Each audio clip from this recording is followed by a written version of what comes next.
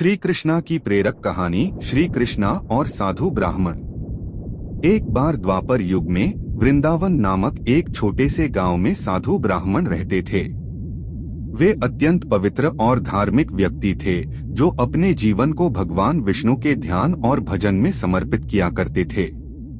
उनके घर में वे और उनकी पत्नी खुशियों से भरा हुआ रहते थे, भले ही उनके पास सामृद्धिक संपदा न हो।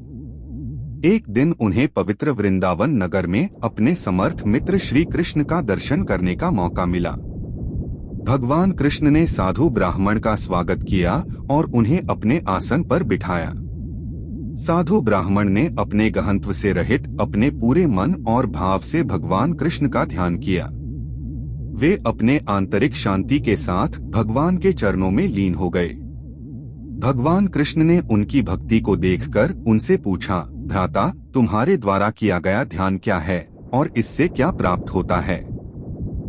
साधु ब्राह्मण ने कहा, प्रभु, ध्यान का मतलब है एकाग्रता से मन को आपके चरणों में लगाना और आपके अनुभवों में लीन होना। ध्यान में लगे हुए साधक को आपके प्रति आसक्ति से मुक्ति मिलती है और अंत में मोक्ष प्राप्त होता है।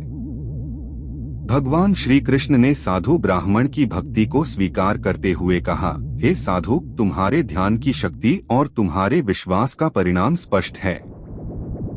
मैं तुम्हारे प्रति प्रसन्न हूँ। इस कहानी से हमें यह सबक मिलता है कि जीवन में सफलता के लिए ध्यान और भक्ति की महत्वपूर्ण भूमिका होती है। हम अपने अंतरंग शक्तियों को जागृत करके अपने उद्देश्यों की ओर प्रयास करने के लिए उन्हें उपयोगी बना सकते हैं। भगवान कृष्ण के ध्यान और भक्ति में लगे हुए भाव से हम सभी जीवन में सफलता प्राप्त कर सकते हैं।